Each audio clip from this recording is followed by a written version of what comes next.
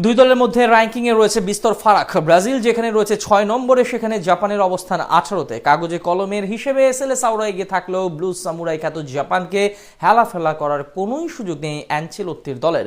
বিশেষ করে সাম্প্রতিক পরিসংখ্যান ভয় ধরাতে পারে ব্রাজিলকে। তবে কি সেই পরিসংখ্যান যা দুশ্চিন্তায় ফেলেছে নেইমার ভিনিসিয়াসদের? সে কথাই থাকছে রিপোর্ট।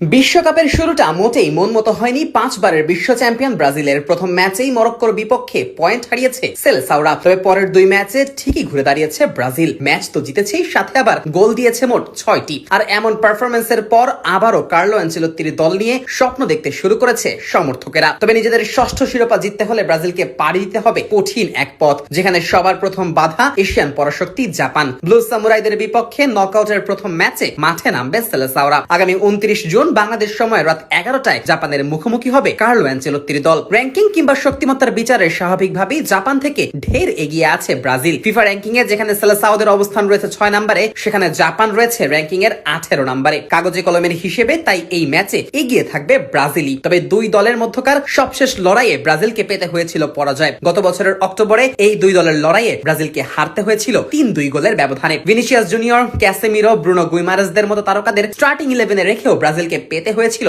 শোচনীয় পরাজয়। সেই দলের দায়িত্বে আবার ছিলেন কোচ কার্লো অ্যানচেলোত্তি। অন্যদিকে সেই দলে থাকা বেশিরভাগ ফুটবলারই এবারের বিশ্বকাপে জাপান দলের হয়ে মাঠ মাতাচ্ছেন। ফলে এবারও জাপানের বিপক্ষে কঠিন পরীক্ষা দিতে হবে সাউদের। এমনকি চলতি বিশ্বকাপে এখনো অবধি কোনো ম্যাচ হারেনি জাপান। গ্রুপ পর্বের প্রথম ম্যাচে নেদারল্যান্ডসের বিপক্ষে 2-2 গোলে ড্র করা জাপান নিজেদের পরের ম্যাচে তিউনিসিয়ার বিপক্ষে পেয়েছে 4-0 গোলের বিশাল জয়। আর সবশেষ ম্যাচে সুইডেনের বিপক্ষে ড্র করে গ্রুপ রানার্স আপ হয়ে রাউন্ড অফ 32-তে উঠেছে এশিয়ান এই পরাশক্তি। এমনকি মাঠের খেলাতেও জাপান নজর কেড়েছে ফুটবল পণ্ডিতদের। অনেকেই তাদেরকে ভাবছেন বিশ্বকাপের ডার্ক হর্স। বিশেষ করে দলটির কোচ হাজিমে মোরিয়াসুর দর্শনে পুরোপুরি বদলে গেছে জাপান। খেলার মাঝে যেমন এসেছে বৈচিত্র্য, তেমনি বড় দলকে হারানোর সক্ষমতাও পেয়েছে এশিয়ান এই পরাশক্তি। তবে অতীত ইতিহাস আবার কথা বলছে 5 বারের বিশ্ব চ্যাম্পিয়নদের পক্ষে। এখন পর্যন্ত মোট 14 বার একে অপরের মুখোমুখি হয়েছে ব্রাজিল ও জাপান। এর মধ্যে 11 বারই জয় তুলে নিয়েছে ব্রাজিল, 2 বার হয়েছে ড্র এবং একবারই মাত্র জয় পেয়েছে জাপান, যেটা ছিল এই দুই দলের সবশেষ লড়াই।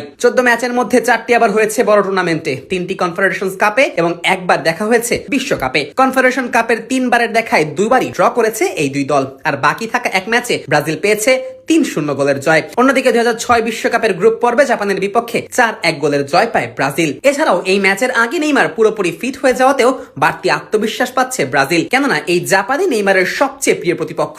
এশিয়ান এই পরাশক্তির বিপক্ষে 5 ম্যাচে মাঠে নামা নেইমার পেয়েছেন মোট 9 গোলের দেখা। কোনো একটি নির্দিষ্ট দলের বিপক্ষে এটাই নেইমারের সর্বোচ্চ গোল। তাই তো জাপানের বিপক্ষে মাঠে নামার আগে এই পরিসংখ্যানে কিছুটা হলেও নির্ভর থাকতেই পারে ব্রাজিল।